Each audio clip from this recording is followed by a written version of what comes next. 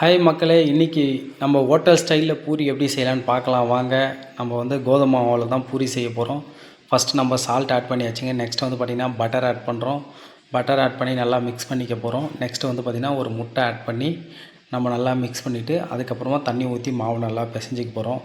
எதுக்கு நான் ஹோட்டல் ஸ்டைலுன்னு சொன்னோன்னா, எல்லாருமே வந்து பார்த்திங்கன்னா ஹோட்டலில் வந்து பூரி நல்லா புஷ்ஷுன்னு உப்பி வருது, வீட்டில் செஞ்சால் வந்து பூரி வந்து உப்பவே மாட்டேங்குது, சப்பாத்தி மாதிரியே இருக்குது அப்படின்னு சொல்லிட்டு எல்லார் வீட்லேயுமே அது நடக்கும். வாங்க அந்த மாதிரி எப்படி வருதுன்னு சொல்லிட்டு பார்க்கலாம். பூரி வந்து நம்ம செஞ்சு பார்ப்போம் இன்றைக்கி வாங்க.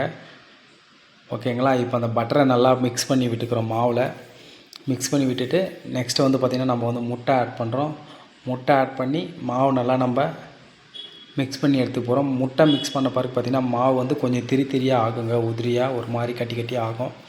அந்த மாதிரி ஆன பிறகு நல்லா இந்த மாதிரி பெரிய பெரிய கட்டியாக இல்லாமல் குட்டி குட்டியாக ஆகணும். அந்த அளவு நல்லா மிக்ஸ் பண்ணி மாவு நல்லா உதுத்துக்கணும். பாருங்கள், இந்த மாதிரி வந்த பிறகு நெக்ஸ்ட்டு வந்து பார்த்திங்கன்னா நம்ம இப்போ தண்ணி ஆட் பண்ணுறோம். மாவு பிசையறதுக்கு தேவையான அளவு கொஞ்சம் கொஞ்சமாக ஊற்றி மாவு பிசைஞ்சு நம்ம வந்து சப்பாத்தி மாவு பதத்துக்கு நம்ம பிசையும் இல்லைங்களா, அந்த பதத்துக்கு நம்ம பிசைஞ்சு எடுத்துக்கணும். தண்ணி ஊற்றி நல்லா பிசைஞ்ச பிறகு நெக்ஸ்ட்டு வந்து நம்ம கடைசியில் ஒரு 3 ஸ்பூன் எண்ணெய் ஆட் பண்ண போகிறோங்க. எண்ணெய் ஆட் பண்ணி இங்கே பாருங்கள், எண்ணெய் ஆட் பண்ணி இப்போ நம்ம நல்லா மாவு நல்லா பிசைஞ்சு அந்த எண்ணெயை நல்லா மிக்ஸ் பண்ணி பிசைஞ்சிட்டு ஒரு 20 to 25 மினிட்ஸ் வந்து பார்த்திங்கன்னா நம்ம ஒரு பவுலில் மாற்றி ஊற வைக்க போகிறோம். சரிங்களா? மாவு வந்து அந்த 20 மினிட்ஸ் அந்த அப்படியே இருந்தால் தாங்க பூரி செஞ்சோம்னா நல்லா உப்பி வரும். சப்பாத்தி செஞ்சாலும் நீங்கள் சாஃப்டாக இருக்கும். நம்ம மோஸ்ட்லி வந்து சப்பாத்தி பூரி எல்லாமே வந்து கோதுமை மாவில் தாங்க செய்வோம், வேறு எதுவுமே மிக்ஸ் பண்ண மாட்டோம்.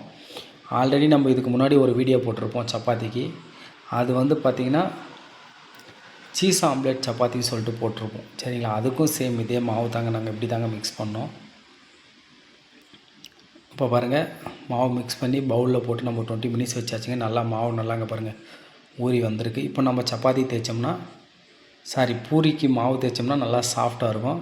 நம்ம ஆல்ரெடி தேய்ச்சிருக்கோம். இப்போ பாருங்கள், மறுபடியும் நம்ம தேய்க்கிறோம் பாருங்கள். அந்த கட்டை போட்டு நம்ம லைட்டாக தேய்க்கும் போதே பாருங்கள் நல்லா சாஃப்டாக இதுவாகி வருது பாருங்கள். அவ்வளோதாங்க. இந்த அளவு நம்ம தேய்ச்சி எடுத்துட்டா போகிறோம். இப்போ வந்து நெக்ஸ்ட்டு வந்து பார்த்திங்கன்னா கடாயில் வந்து நம்ம எண்ணெய் காய வச்சு ரெடியாக வச்சுருக்கோம். ஓகேங்களா? எண்ணெய் காஞ்சிட்டு இருக்குது. நம்ம அடுத்தது வந்து பூரி போட்டு எடுக்க போகிறோம். அவ்வளோதாங்க வேலை. சரிங்களா? அந்த பட்டர் ஆட் பண்ணுறதால உங்களுக்கு சாஃப்டாகவும் இருக்கும். அந்த பூரி வந்து நல்லா உப்பசமாக உப்பியும் வரும். சரிங்களா? இங்கே பாருங்கள், பூரி வந்து பாருங்கள் இப்போ எப்படி வருதுன்னு மட்டும் பாருங்கள். எண்ணெய் நல்லா சூடாகணும் ஃபஸ்ட்டு பூரி போடும்போது. ஓகேங்களா? இந்த ரேஞ்சில் நீங்கள் வந்து இந்த டைமில் வந்து நீங்கள் திருப்பி விட்டணும். திருப்பி விட்டுட்டு இந்த கார்னரில் பூரி நல்லா உப்பி வருது பாருங்கள் புஷ்ஷுன்னு. இப்போ அது மேலே லைட்டாக நம்ம ப்ரெஸ் பண்ணி விடணுங்க. ப்ரெஸ் பண்ணி விட்டோம்னா பாருங்கள் பூரி நல்லா, நம்ம கடையில் எப்படி பூரி நல்லா உப்பி இருக்குமோ அவங்க வந்து கொஞ்சம் மைதா மிக்ஸ் பண்ணுவாங்க. நம்ம மைதாலாம் மிக்ஸ் பண்ணலைங்க, வெறும் கோதுமை மாவு மட்டும்தான். பூரி ரெடி. நீங்களும் வீட்டில் ட்ரை பண்ணி பாருங்கள். ட்ரை பண்ணி பார்த்துட்டு எப்படி இருக்குன்னு சொல்லிட்டு கமெண்ட்